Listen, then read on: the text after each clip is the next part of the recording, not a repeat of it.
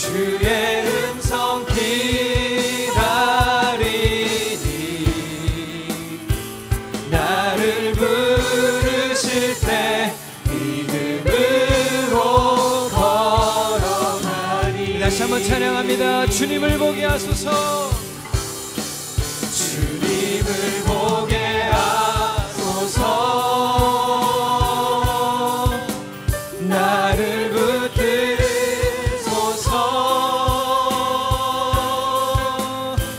내 뜻과 내 생각 내려놓고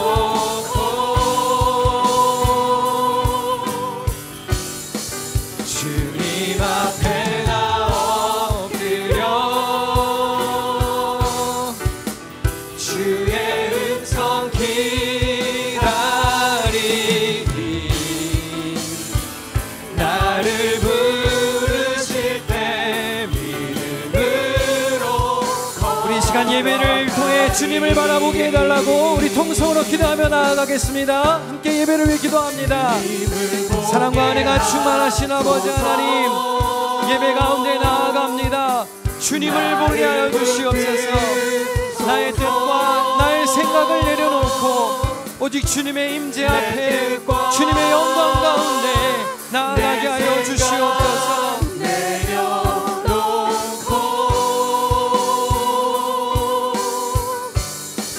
주님 앞에 나 엎드려 주의 음성을 기대하는 마음으로 아버지 앞에 나아갑니다. 이 예배 가운데에 주님 홀로 영광 받으시고 주님 홀로 높임 받으시옵소서. 우리와 함께 하심을 믿고 감사드리며 예수 그리스도의 이름으로 기도하옵나이다. 주님께 하여 주시옵소서. 하나님이여, 내가 근심하는 소리를 들으시고 원수의 두려움에서 나의 생명을 보존하소서. 주는 악을 꾀하는 자들의 음모에서 나를 숨겨주시고 악을 행하는 자들의 소동에서 나를 감추어 주소서. 모든 사람이 두려워하여 하나님의 일을 선포하며 그의 행하심을 깊이 생각하리로다. 의인은 여호와로 말미암아 즐거워하며 그에게 피하리니 마음이 정직한 자는 다 주를 자랑하리로다. 아멘. 우리 다 자리에서 일어나 찬송가 310장을 부르시겠습니다.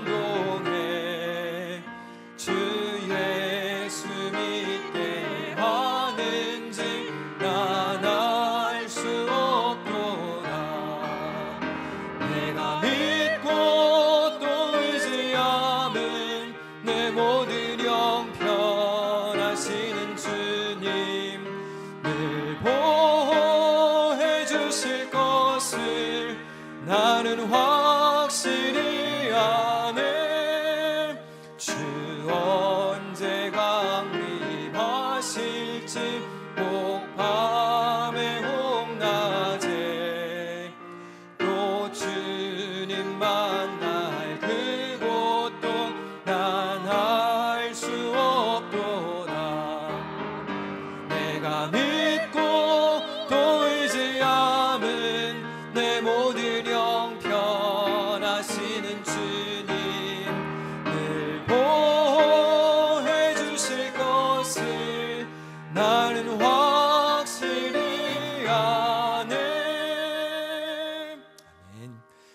함께 사도신경하심으로 우리의 믿음을 고백합니다. 전능하사 천지를 만드신 하나님 아버지를 내가 믿사오며 그 외아들 우리 주 예수 그리스도를 믿사오니 이는 성령으로 잉태하사 동정녀 마리아에게 나시고 본디오 빌라도에게 고난을 받으사 십자가에 못 박혀 죽으시고 장사한 지 사흘 만에 죽은 자 가운데서 다시 살아나시며 하늘에 오르사 전능하신 하나님 우편에 앉아 계시다가 저리로서 산자와 죽은 자를 심판하러 오시리라. 성령을 믿사오며 거룩한 공회와 성도가 서로 교통하는 것과 죄를 사하여 주시는 것과 몸이 다시 사는 것과 영원히 사는 것을 믿사옵나이다. 아멘. 다 자리에 앉으시기 바랍니다. 사랑과 은혜가 충만하신 하나님 아버지, 오늘도 거룩한 주일 주의 성전에 나와 예배드릴 수 있게 하심을 감사드립니다. 먼저 지난 한 주간의 삶을 돌아보며 회개합니다. 주님의 말씀대로 살지 못했던 우리의 연약함을 용서하여 주옵소서. 사랑해야 할 자를 미워하고 감사해야 할 일에 불평했던 저희를 긍휼히 여겨주시며 예수 그리스도의 보혈로 우리의 마음을 새롭게 하여 주옵소서. 주님, 풍성한 열매의 계절인 가을을 주셔서 감사드립니다. 우리의 신앙과 삶 속에도 믿음의 결실이 맺히게 하옵소서. 주님께 받은 은혜를 기억하며 감사의 제사를 드리게 하시고 풍요로움 속에도 겸손히 주님의 뜻을 따르게 하옵소서. 주님, 우리 뉴욕 기독교를 위해 기도드립니다.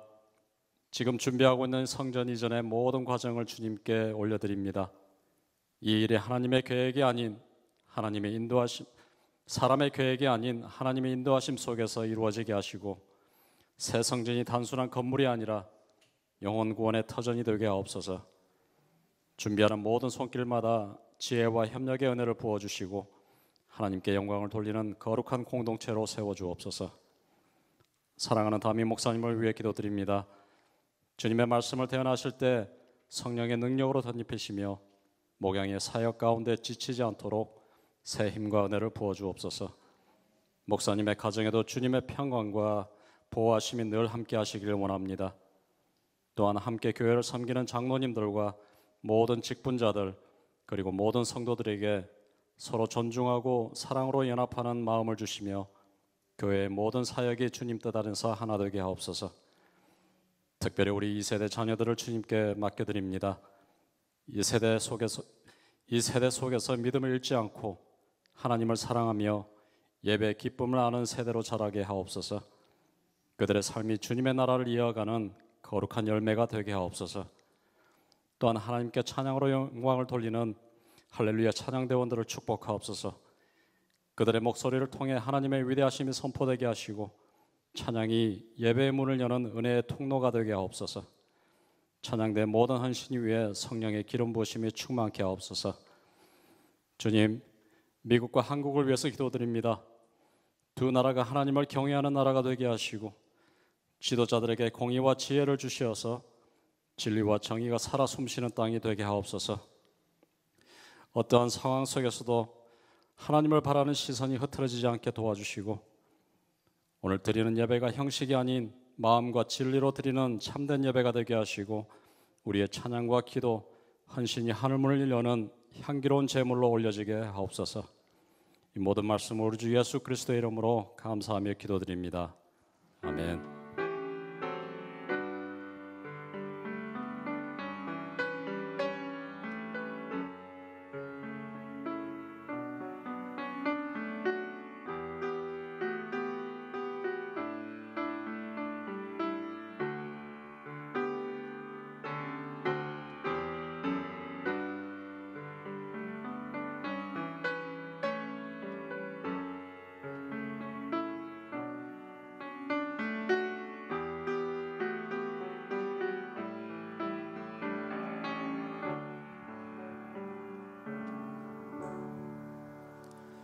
하늘에 계신 우리 아버지여, 이름이 거룩히 여김을 받으시오며 나라가 임하시오며 뜻이 하늘에서 이루어진 것 같이 땅에서도 이루어지이다. 오늘 우리에게 일용할 양식을 주시옵고 우리가 우리에게 죄 지은 자를 사하여 준 것 같이 우리의 죄를 사하여 주시옵고 우리를 시험에 들게 하지 마시옵고 다만 악에서 구하시옵소서. 나라와 권세와 영광이 아버지께 영원히 있사옵나이다. 아멘. 할렐루야. 교회 소식 전하겠습니다. 교육부 부장단 모임이 다음 주일 오후에 강당에서 있겠습니다. 10월 속회 안내를 드립니다. 돌아오는 토요일 저녁 7시에 교회에서 속장 교육이 있습니다. 속회는 마지막 주일 26일에 모이겠습니다. 이 시간에 동시에 4군데에서 4가지의 예배가 동시에 진행됩니다. 여기서는 한국어 예배, 강당에서는 영어 예배, 그다음에 이 아래층에서는 유아부 예배와 초등부 예배가 드려지는데요. 예배가 시작되면 저쪽 통로 쪽에 있는 곳이 유아부 예배 공간입니다. 소파 있고 그런 공간이요. 그러니까 예배가 시작됐을 때는 그 공간 출입하는 것을 좀 삼가주시고 애들이 예배에 잘 집중할 수 있게 도와주시면 좋겠습니다. 이렇게 가로질러 가지 마시고 예배가 시작됐을 때는 이렇게 좀 돌아서 가주시면 좋겠습니다. 어른들의 협조를 부탁드립니다. 오늘 음식 대접은 티에노 찬양팀에서 섬겨주셨습니다. 감사드리고요. 뒷정리는 구속에서 수고해 주시겠습니다. 주중에 새로 태어난 아기가 있어서 소개합니다. 에리카 집사님의 딸 그리고 홍은숙 권사님의 손녀인 리버티 아기가 건강하게 잘 태어났습니다. 축하해 주시고 또 건강하게 잘 자라도록 기도해 주시기를 바랍니다. 혹시 오늘 우리 교회 예배에 처음 오신 분이 있으신가요? 그런 분 계시면 환영하고 축복하겠습니다. 그런 분 계십니까? 네, 잠깐만 자리에서 일어나 보시겠어요? 네, 박수로 환영하도록 하겠습니다. 네, 잘 오셨습니다. 네, 환영합니다. 네, 앉으시고요. 혹시 오늘부터 토요일까지 생일 맞으신 분이 있으신지요? 네, 그런 분 계시면 축하하겠습니다. 네, 우리 조철 권사님 생신이십니다. 네, 우리 찬양하며 축복하도록 하겠습니다. 하나님의 사랑이 당신의 삶 가운데 가득하기를 축복합니다. 하나님의 은혜가 우리 가운데 가득하길 기도합니다. 손을 펴서 축복하겠습니다. 하나님의 사랑이 당신의 삶 가운데 가득하기를 축복합니다. 처음 오신 분들도 환영합니다. 하나님의 은혜가 우리 가운데 가득하길 기도합니다. 큰 하트를 그려서 가득하길 기도합니다. 주변에 계신 분들에게도 가득하길 기도합니다. 네, 진심으로 생신을 축하드리고 교회에 오신 것을 진심으로 환영합니다. 일평생 하나님 마음에 합한 삶이 되시기를 축원합니다. 다른 광고는 주보를 참고하시기를 바라고요. 오늘 우리에게 주시는 하나님의 말씀 사무엘하 7장 1절에서 7절까지를 봉독하겠습니다. 사무엘하 7장 1절부터 7절까지입니다. 여호와께서 주위의 모든 원수를 무찌르사 왕으로 궁에 평안히 살게 하신 때에 왕이 선지자 나단에게 이르되 볼지어다 나는 백향목 궁에 살거늘 하나님의 궤는 휘장 가운데에 있도다. 나단이 왕께 아뢰되 여호와께서 왕과 함께 계시니 마음에 있는 모든 것을 행하소서 하니라. 그 밤에 여호와의 말씀이 나단에게 임하여 이르시되 가서 내 종 다윗에게 말하기를 여호와께서 이와 같이 말씀하시되 네가 나를 위하여 내가 살 집을 건축하겠느냐. 내가 이스라엘 자손을 애굽에서 인도하여 내던 날부터 오늘까지 집에 살지 아니하고 장막과 성막 안에서 다녔나니 이스라엘 자손과 더불어 다니는 모든 곳에서 내가 내 백성 이스라엘을 먹이라고 명령한 이스라엘 어느 지파들 가운데 하나에게 내가 말하기를 너희가 어찌하여 나를 위하여 백향목 집을 건축하지 아니하였느냐고 말하였느냐. 이는 살아계신 하나님의 말씀입니다.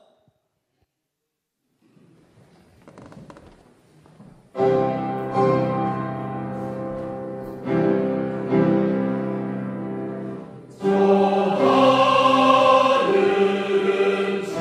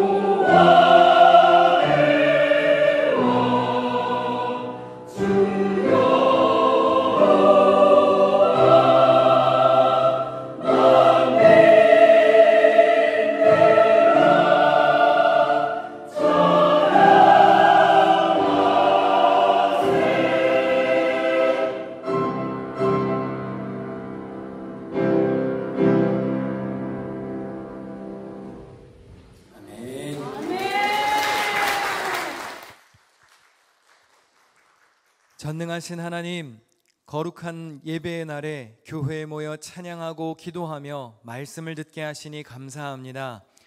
거짓과 속임수가 가득한 세상에서 하나님의 자녀답게 살고자 애쓰다가 왔습니다. 부족했던 우리의 허물은 용서하시고 존중하며 살고자 노력했던 우리를 위로하여 주시옵소서. 풍성한 가을에 우리의 마음에도 의의 열매가 가득하기를 기도합니다. 선한 것을 분별하고 진실하여 허물 없이 그리스도의 날까지 이르게 하여 주옵소서. 성도들의 가정과 일터와 건강을 지켜주시기를 기도합니다.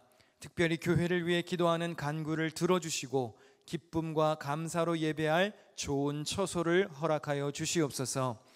생일을 맞이한 우리 권사님의 마음에 하늘의 은총과 충만한 기쁨을 허락하여 주옵소서.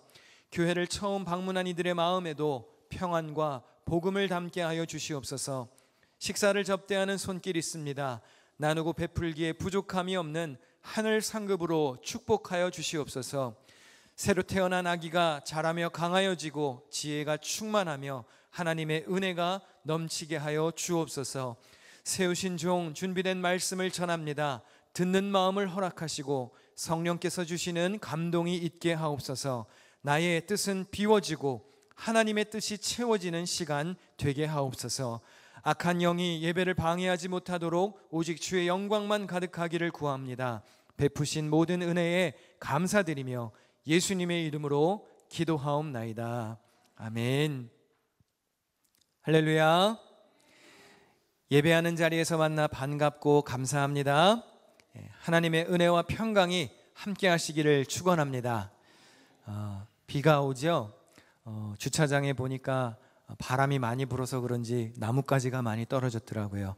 이따가 차 타실 때 머리 조심하셔야 됩니다. 나뭇가지 떨어져서 교회에서 나무로 맞으면 기분 안 좋잖아요. 그렇죠? 자나깨나 나무 조심, 자나깨나 죄 조심, 항상 주의하며 사시기를 바랍니다. 다윗의 삶 시리즈 말씀 네 번째 시간입니다. 지난주에는 다윗이 법궤를 옮겨오는 이야기를 살펴보았습니다.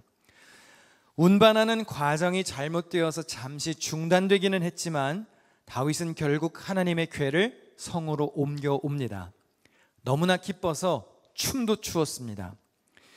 다윗의 아내 미갈은 임금의 체면을 구겼다며 다윗에게 면박을 주었지만 다윗은 분명하게 말합니다. 다윗이 미갈에게 이르되 이는 여호와 앞에서 한 것이니라 내가 여호와 앞에서 뛰놀리라. 오늘 우리가 드리는 예배는 여호와 앞에서 드리는 것입니다. 우리는 낮아지고 주님이 높아지시는 것이 예배입니다. 다윗은 법궤가 제자리를 찾은 것이 너무 감사했습니다. 그래서 여호와 앞에서 춤도 추었고 여호와 앞에서 번제와 화목제도 드렸습니다. 그리고 백성들을 여호와의 이름으로 축복했습니다. 하나님 한 분만 바라보며 주님이 높아지시고 영광 받으시기를 원했습니다. 여호와 앞에서 여호와의 이름으로 행했습니다. 그보다 더 낮아져도 상관없다고 다윗은 고백합니다. 한번 여쭙고 싶습니다. 오늘 우리가 드리는 예배는 어떠합니까? 나는 낮아지고 하나님이 높아지고 계십니까? 매주 드리는 여러분의 예배를 통해서 주님 앞에 다윗처럼 기쁨으로 뛰노는 은혜가 있으시기를 축원합니다. 우여곡절 끝에 법궤가 잘 운반되었습니다. 그런데 다윗의 마음 한쪽은 여전히 불편했습니다. 오늘 본문 1, 2절을 다 같이 읽어보실까요? 시작. 여호와께서 주위의 모든 원수를 무찌르사 왕으로 궁에 편하게 살게 하신대 왕이 선지자 나단에게 이르되 볼지어다 나는 백향목 궁에 살거늘 하나님의 궤는 휘장 가운데에 있도다. 하나님이 은혜를 베푸셔서 이제는 적군도 없고 자기는 왕궁에서 편안하게 지내고 있습니다. 그런데 자기는 화려한 백향목 궁에 살고 있는데 하나님의 궤가 누추한 휘장에 있다는 게 마음에 걸렸습니다. 자기 집이 하나님의 거처보다 좋은 게 송구스러웠어요.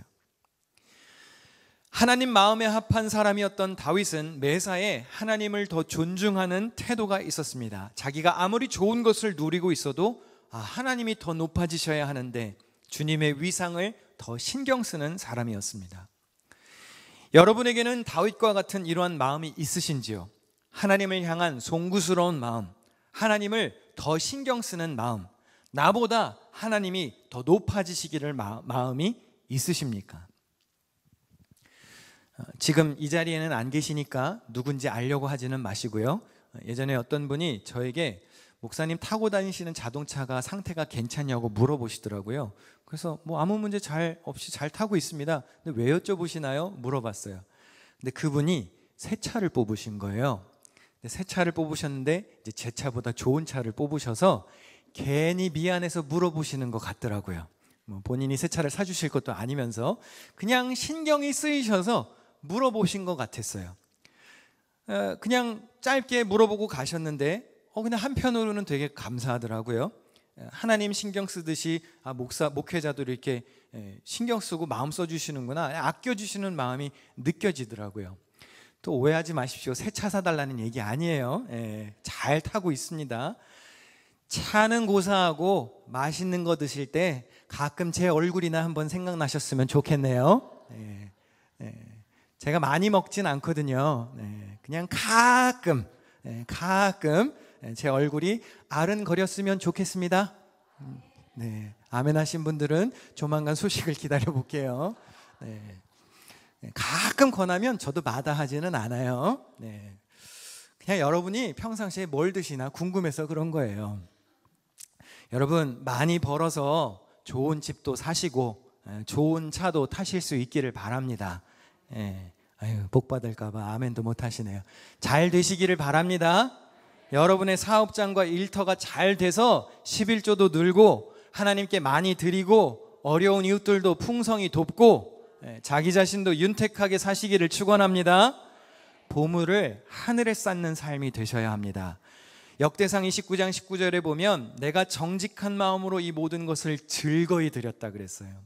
여러분의 드림이 기쁨이 되셔야 합니다.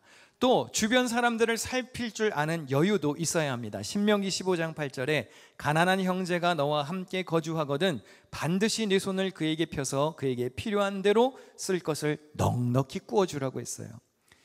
여러분 하나님께 즐거이 드리시고 이웃들에게도 넉넉히 나눠줄 수 있는 복된 삶이 되시기를 축원합니다. 다윗은 하나님의 영광이 거하시는 법궤가 있는 장소가 귀한 곳이기를 바라는 마음이 있었어요. 주님을 만나는 장소가 누추하지 않았으면 했습니다. 호텔이나 카지노나 식당, 목욕탕, 자기가 사는 집은 화려하고 비싸도 손가락질하는 사람 별로 못 봤습니다. 그런데 교회는 멋있고 튼튼하게 잘 지어놓으면 함부로 쉽게 비판하는 이들이 있습니다. 교회가 너무 고급스럽다고. 놀기 위해 지은 시설은 화려해도 괜찮고 하나님의 임재가 있는 예배하는 교회는 깨끗하고 좋으면 안 됩니까? 하나님을 예배하는 교회가 누추해야 하는 것인가요? 집에서 쓰다 남은 비품 갖다 놓고 폐품 처리하듯이 교회를 여겨서야 되겠냐는 말이죠. 여러분 우리가 다른 사람에게 무언가를 나누어 줄 때도 깨끗하고 귀한 걸 주셔야 합니다. 쓰레기 처리하는 마음으로 주면 받는 사람도 좋지 않아요. 심지어 선교지에 가서 구호품을 줄지라도 정성스럽게 줄 수 있어야 합니다. 하물며 하나님께 드리는 예물과 성물, 그런 것은 어떻겠습니까? 솔로몬 시절처럼 교회를 다 금으로 입히자고 사치를 부리자고 하는 게 아니에요. 이왕이면 교회도 좋은 물건, 깨끗한 물건을 놓을 수 있는 마음이 있어야 하는 거예요.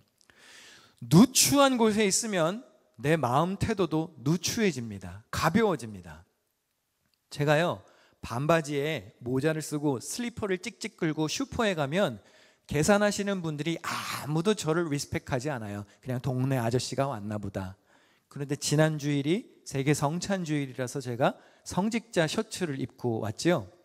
사무실에서 이제 물건을 챙겨서 오려고 하는데 그 사무실을 관리하시는 어떤 분이, 그분은 교회를 다니시는 분이 아니에요. 근데 저에게 보더니 내가 너를 뭐라고 불러야 되겠니? 그래서 just call me Michael 그랬어요. 그랬더니 왜 물어봐? 그랬더니 너 clergy 셔츠, 성직자 셔츠를 입었는데 courtesy, 내가 존중을 하고 싶어서 그래. 내가 뭐라고 불러주면 좋을까? 물어보더라고요. 여러분, 눈에 보이는 것이 전부는 아닙니다. 그런데 사람은 보이는 것에 따라 그것을 대하는 태도가 분명히 달라집니다. 솔로몬이 하나님을 위한 성전 건축을 준비할 때 이런 고백을 했습니다. 우리 다 같이 읽어보실까요? 시작. 내가 건축하려 하는 성전은 크고 화려할 것이니. 네, 솔로몬이 하나님을 향해서 크고 화려한 최고의 것을 제가 봉헌하겠습니다 하는 마음이 있었어요. 여러분이 오늘 드리는 예배가, 여러분이 준비하여 드리는 예물이 오늘 섬기고 봉사하는 그 손길에 최고의 존중이 담길 수 있도록 신경 써야 합니다. 다윗 왕이 그렇게 송구한 마음으로 하나님의 집을 짓고 싶어 했어요. 다윗에게는 그럴 힘도 있었고 재력도 있었고 태평성대도 이루었으니 성전을 건축하려면 지금이 최고의 타이밍이라 여겨졌습니다. 그런데 하나님이 의외의 답변을 주십니다. 오늘 본문 6절에 내가 이스라엘 자손을 애굽에서 인도하여 내던 날부터 오늘까지 집에 살지 아니하고 장막과 성막 안에서 다녔나니. 주님의 법궤가 지금까지 성막에서 잘 지냈다는 거예요. 역동적으로 움직이면서 장막과 성막 안에 잘 움직여 왔다는 것이죠. 하나님이 한 번도 성전을 지으라고 건축을 지시한 적이 없습니다. 오히려 임시처소인 이 텐트가 더 좋다는 뉘앙스까지 풍기세요. 오늘 본문 7절을 세 번역으로 보겠습니다. 내가 나의 백성 이스라엘을 돌보라고 명한 이스라엘 그 어느 지파에게라도 나에게 백향목 집을 지어주지 않은 것을 두고 말한 적이 있느냐? 다윗아, 내가 언제 집 지어달라고 하든 하시면서 다윗의 성전 건축을 허락하지 않으셨습니다. 하나님은 왜 다윗의 좋은 마음을 받지 않으셨을까요? 역대상 22장에 답이 있습니다. 다윗이 솔로몬에게 이르되 내 아들아, 나는 내 하나님 여호와의 이름을 위하여 성전을 건축할 마음이 있었으나 여호와의 말씀이 내게 임하여 이르시되 너는 피를 심히 많이 흘렸고 크게 전쟁하였느니라. 내가 내 앞에서 땅에 피를 많이 흘렸은즉 내 이름을 위하여 성전을 건축하지 못하리라 했어요. 다윗은 전쟁을 많이 했습니다. 흘린 피가 많았습니다. 이것은 제의적으로 봤을 때 정결함과는 거리가 멀지요. 그런 면에서 거룩한 하나님의 성전을 지을 적임자가 아니었습니다. 그래서 다윗의 뜻을 거절하십니다. 하나님은 다윗이 아닌 그의 아들 솔로몬을 적임자로 꼽으셨는데요. 이유가 있습니다. 우리 역대상 22장 9절을 다 같이 읽습니다. 시작. 보아라, 너에게 한 아들이 태어날 것인데 그는 평안을 누리는 사람이 될 것이라. 내가 사방에 있는 그의 모든 적으로부터 평안을 누리도록 해주겠다. 그러므로 그의 이름을 솔로몬이라 지어라. 그가 사는 날 동안 내가 이스라엘에 평화와 안정을 줄 것이다. 솔로몬이라는 이름은 히브리어 원문으로 샬로모입니다. 이것은 평화를 뜻하는 단어 샬롬과 동일한 어근을 가집니다. 하나님의 성전은 전쟁과 거리가 먼 평화의 시기에 지어질 수 있다는 교훈입니다. 다윗은 전쟁을 많이 했습니다. 그런데 솔로몬 시절에는 전쟁이 없었습니다. 평화의 시기였습니다. 하나님의 집은 샬롬, 평화 중에 지어져 가는 것입니다. 싸우는 집단에 하나님의 거룩한 임재가 머물지 않습니다. 하나님은 평화 없는 곳을 싫어하십니다. 오죽하면 예수님도 이런 말씀을 하셨을까요? 예물을 제단에 드리려다가 거기서 내 형제에게 원망 들을 만한 일이 있는 것이 생각나거든 예물을 제단 앞에 두고 먼저 가서 형제와 화목하고 그 후에 와서 예물을 드리라 했습니다. 하나님께 드리는 정성스러운 예물보다 서로 간의 화목이 더 우선이라는 뜻입니다. 여러분, 초대교회가 어떻게 성장했지요? 그리하여 온 유대와 갈릴리와 사마리아 교회가 평안하여 든든히 섰습니다. 여러분 계신 곳에 평화가 이루어져야 합니다. 아멘이십니까? 마태복음 5장 9절에 화평하게 하는 자는 복이 있나니 그들이 하나님의 아들이라 일컬음을 받을 것이라 했어요. 내가 우리 가정에 있기 때문에 내 가정이 평안해야 합니다. 여러분이 그 직장에 다니기 때문에 그 일터가 평안해야 합니다. 내가 우리 교회에 있기 때문에 우리 교회가 평안해야 합니다. 할렐루야. 분위기 흐려놓는 사람이 되어서야 되겠습니까? 나타났다 하면 사람들이 밥그릇 들고 아유 저 사람 왔다 일어나자. 그러면 얼마나 서글프냐 말이에요. 설령 분위기가 안 좋다가도 여러분이 그 자리에 나타나면 화사하게 꽃이 피어야지요. 웃음이 살아나야죠. 그런 평화의 주인공이 되시기를 축원합니다. 아무리 좋은 마음으로 다윗이 성전을 건축하고 싶었어도 하나님은 너 싸움 많이 했던 사람이라 노 땡큐 사양하셨어요. 싸움꾼, 전쟁꾼이 하나님을 예배하는 성전을 지을 수 없다는 뜻입니다. 여러분 주변의 교회들을 보십시오. 안타깝지만 화목하지 못하고 싸우는 교회들 많습니다. 목회자들끼리 싸우고 목회자와 장로가 싸우고 성도가 성도 간에 미워하고 헐뜯습니다. 소송과 재판으로 얼룩지고 상처만 가득한 교회 많습니다. 그런데 죄송하지만 그런 교회는 세워져 가지 못합니다. 교회는 평안해야 합니다. 예배 중에는 주님의 영광이 가득해야 하고 성도들의 마음에는 기쁨이 충만해야 돼요. 생각해 보십시오. 여러분 오늘 예배에 오는데 뉴욕 기둥교회에 오는 발걸음이 즐겁고 행복해야지 전투에 임하는 군인과 같으면 되겠습니까? 그래 들어가자 이런 마음으로 예배에 오면 되겠냐 말이에요. 오늘 행복한 마음으로 이곳에 오셨죠? 한 반만 행복하셨던 것 같은데 기쁜 마음으로 이곳에 오셨죠? 기대하는 마음으로 와야 하지 않겠습니까? 평화의 사람이었던 솔로몬이 성전 건축의 기회를 얻었다는 사실을 잊어서는 안 돼요. 뉴욕 기둥교회도 그럼 어떻게 세워져야 하는 것입니까? 여러분 각자가 솔로몬, 샬롬, 평화의 사람이 되어야 한다는 거예요. 그럴 때에 평안하여 든든히 서갈 수 있는 겁니다. 특별히 직분을 가진 자들은 더 그래야 합니다. 고린도후서 5장 18절을 같이 읽겠습니다. 그가 그리스도로 말미암아 우리를 자기와 화목하게 하시고 또 우리에게 화목하게 하는 직분을 주셨으니. 교회에서 집사님, 권사님, 장로님들을 세웁니다. 왜 세우지요? 화목하게 하는 직분을 받았다는 사명감으로 교회 평안을 지키라고 직분을 주는 겁니다. 그러면 교회를 잘 지켜야 해요.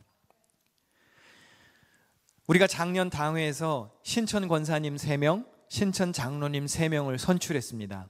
예정보다 많이 늦어졌지만 올해 12월에 권사 임직식과 장로 안수식을 하기로 했어요.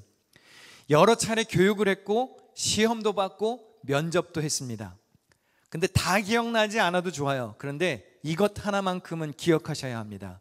새로 직분 받으시는 권사님, 장로님들 때문에 교회가 더 평안해져야 합니다. 이거는 신천 임원들이 더 아멘을 크게 하셨어야 되는 건데, 네. 임원이 세워지면 싸움이 하나라도 줄어들어야지 문제거리가 늘어나면 그건 잘못 세운 거예요. 이제 신천 임원이 되시는 분들은 정신을 바짝 차리시고 이제 아마 선배 직분자들이 아마 군기도 좀 바짝 잡으셔야 할 것 같아요. 신천 임원들이 세워졌기 때문에 교회가 더 잘 돼야 되지 않겠습니까? 네, 할렐루야. 우리 다 같이 요한계시록 2장 10절을 읽겠습니다. 시작. 너는 장차 받을 고난을 두려워하지 말라. 볼지어다 마귀가 장차 너희 가운데서 몇 사람을 옥에 던져 시험을 받게 하리니 너희가 10일 동안 환난을 받으리라. 내가 죽도록 충성하라. 그리하면 내가 생명의 관을 내게 주리라. 아멘. 죽도록 충성하여 좋은 일꾼 되시기를 축원합니다. 하나님이 다윗이 성전 건축을 하려던 것을 허락하지 않은 또 한 가지 중요한 이유가 있습니다. 사실 지금 다윗은 하나님의 집을 염려할 처지가 아닙니다.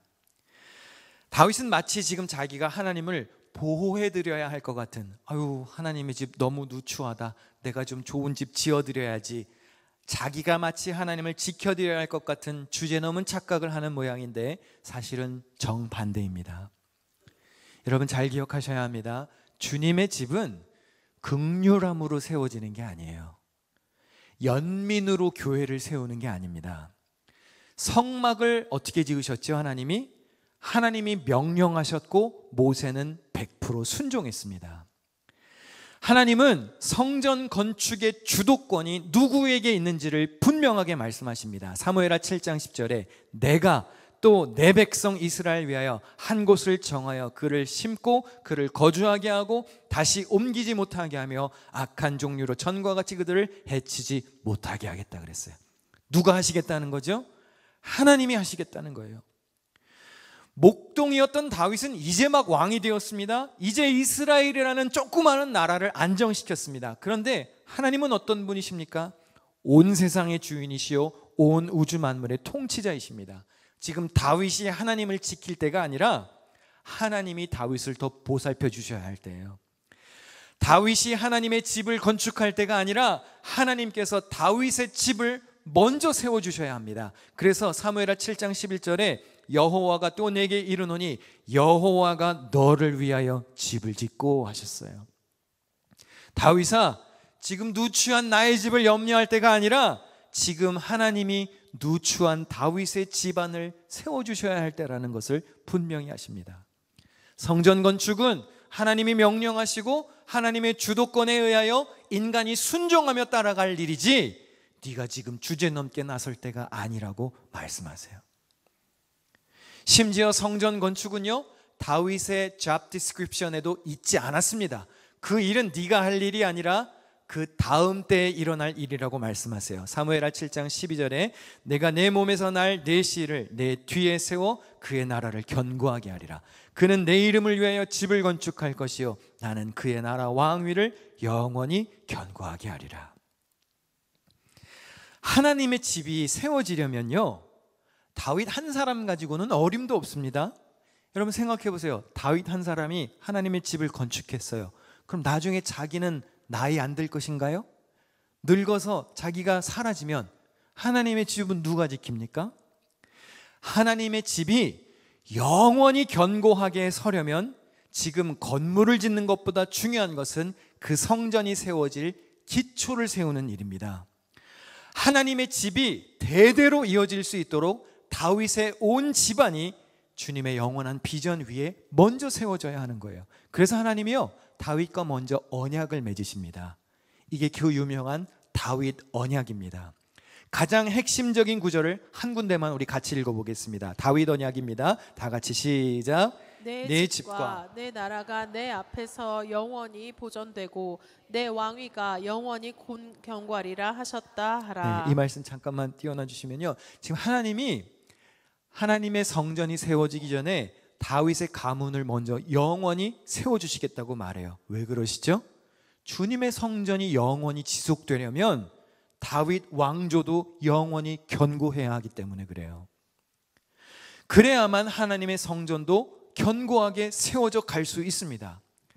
다윗은 성전 건축의 희망이 거절되었습니다. 그런데 그는 하나님께 불평하지 않습니다. 더 큰 하나님의 계획이 있음을 깨달았기 때문이죠. 그래서 다윗은 오히려 주님께 찬양과 감사의 기도를 드립니다. 사무엘하 7장 28절에 주 여호와여 오직 주는 하나님이시며 주의 말씀들이 참되시니이다. 주께서 이 좋은 것을 주의 종에게 말씀하셨사오니. 그리고 하나님 앞에 다시 겸손하게 낮아지는데요, 사무엘하 7장 18절을 같이 읽습니다. 다윗 왕이 여호와 앞에 들어가 앉아서 이르되 주 여호와여 나는 누구이오며 내 집은 누구시기에 나를 여기까지 이르게 하셨나이까.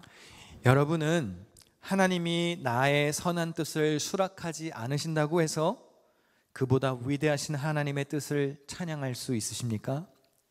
비록 거절당했음에도 그런 위대한 하나님의 뜻이 있으셨군요, 몰랐습니다, 감사함으로 기도할 수 있으십니까? 우리는 내 뜻이 꺾이면 하나님께 항변하는 경우가 많습니다.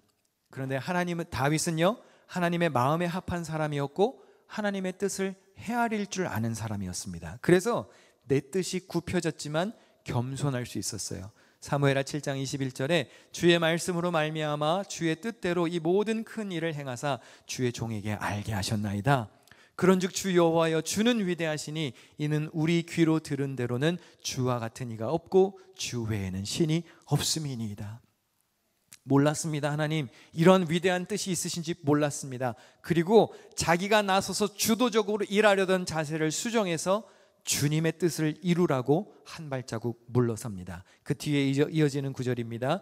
여호와 하나님이여 이제 주의 종과 종의 집에 대하여 말씀하신 것을 영원히 세우시며 말씀하신 대로 행하사 사람이 영원히 주의 이름을 크게 높여 이르기를 만군의 여호와는 이스라엘의 하나님이라 하게 하옵소서.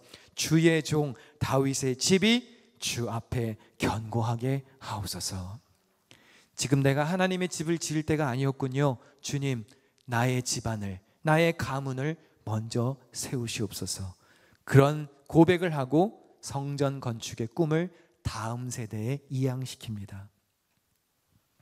자기의 미래와 왕족까지도 전능하신 주님의 손에 맡기고 성전 건축의 꿈을 내려놓았습니다. 이제 오히려 다윗은 여호와께서 자기의 집을 세우실 것을 기대하는 사람이 되었지요. 여러분, 하나님이 다윗과 언약을 맺으실 때요, 그냥 무작정 너희 집을 영원히 세워주겠다 말씀하신 게 아니에요. 조건을 내거셨습니다. 우리 이 말씀을 한번 같이 읽는 동안 찬양 준비해 주시면 좋겠는데요. 우리 다 같이 한 목소리를 읽어보실까요? 나는 그의 아버지가 되고 그는 나의 아들이 될 것이다. 그가 죄를 지으면 사람들이 저의 자식을 매로 때리거나 채찍으로 치듯이 나도 그를 징계하겠다. 내가 사울에게서 나의 총애를 거두어 나의 앞에서 물러가게 하였지만 너의 자손에게서는 총애를 거두지 아니하겠다. 왜 하나님이 이 말씀을 하시는 걸까요?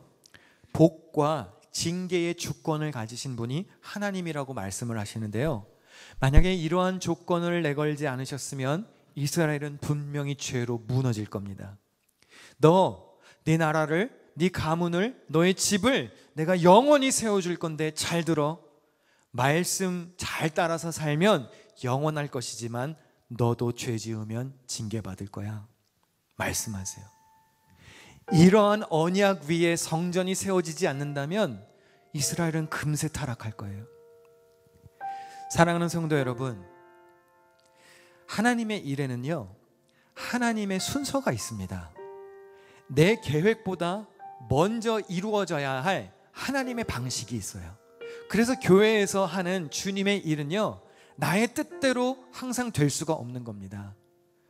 하나님의 나라를 위해, 교회를 위해, 내 생각으로는 지금 당장 이걸 좀 해야 될 것 같은데, 이런 의지가 혹시 너무 강하시다면 잠깐 한 걸음 물러나실 필요도 있습니다.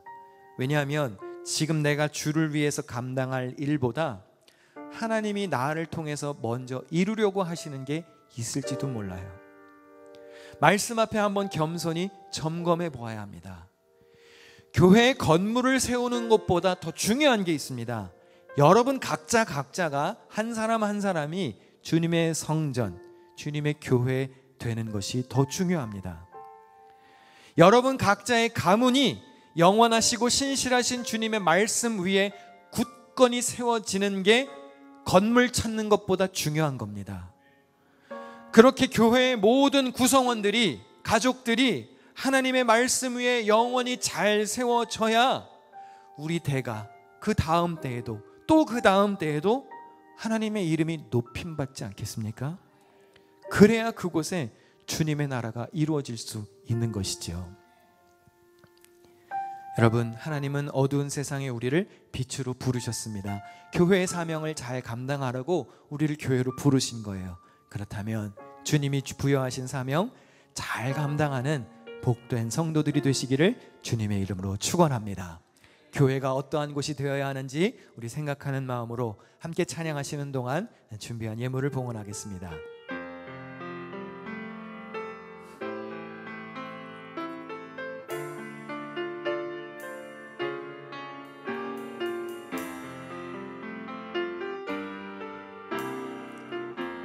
우리는 주의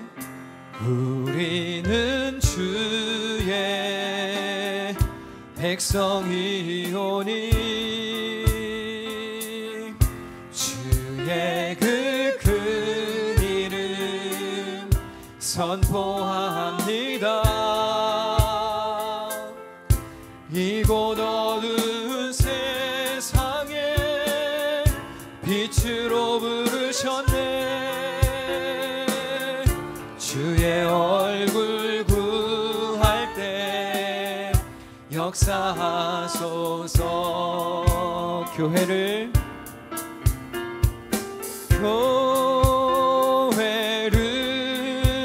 세우시고 이 땅 고쳐주소서.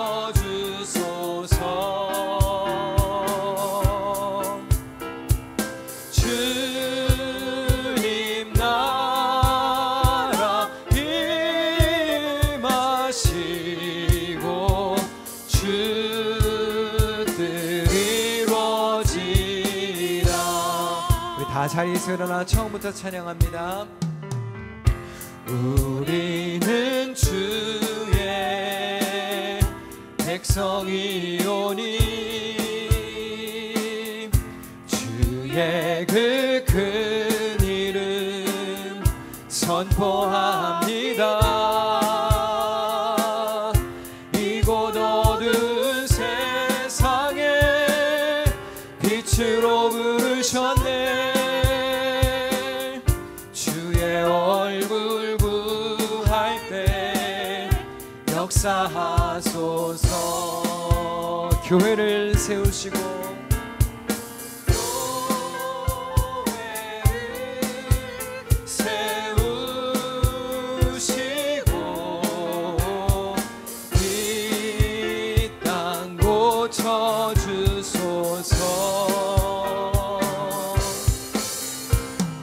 주님 나라 임하시고 주 뜻 이루어지다. 다시 한번 교회를 세우시고 교회를 세우시고 이 땅 고쳐주소서.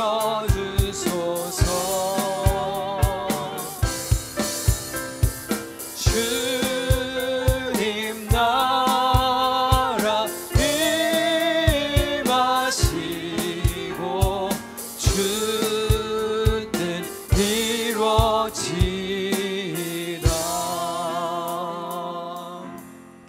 사랑의 주님, 우리 교회의 구성원 모두가 하나님의 말씀 위에 먼저 굳건히 세워지는 든든한 기둥이 되게 하여 주시옵소서. 교회의 건물이 세워지는 것보다 더 중요한 우선순위는 우리 각자가 먼저 주님의 몸된 교회가 되는 것이고, 우리 안에 성령이 거하시는 성전으로서의 삶을 잘 살아가는 것임을 기억하게 하옵소서. 그 믿음의 고백 위에 하나님의 영원하시고 신실하신 말씀 위에 하나님의 교회가 평안하게 세워질 수 있음을 기억하게 하여 주시옵소서. 우리를 그렇게 교회로 부르신 하나님을 찬양합니다. 우리가 이 교회의 사명을 잘 감당할 수 있게 도와주시옵소서. 수고하여 얻은 것을 주님께 구별하여 드립니다. 11조, 감사헌금, 건축헌금, 선교헌금 1,000번제, 정성껏 준비한 다양한 예물을 받으시고 하나님의 뜻이 있는 곳에 사용하여 주시옵소서. 예물을 봉헌한 성도들의 손을 축복하시고 주님의 손으로 붙들어 주옵소서. 저 손으로 세상에서 하는 일이 복되고 선하고 아름다운 일이 되게 하시고 먹고 사는 문제 때문에 죄와 손잡지 않게 하여 주시옵소서. 몸을 일으켰습니다. 성도들 강건하게 하시기를 기도합니다. 특별히 치료 중인 환자들을 긍휼히 여기시고 이겨낼 새 힘을 허락하여 주시옵소서. 이제는 우리 구주 예수 그리스도의 은혜와 하나님 아버지의 크신 사랑과 가르치시고 생각나게 하시는 성령님의 교제가 예배드리고 돌아가는 모든 성도들의 가정과 일터와 우리의 삶의 현장에 함께 계시기를 간절히 축원하옵나이다. 아멘. 주님 함께 해주시옵소서.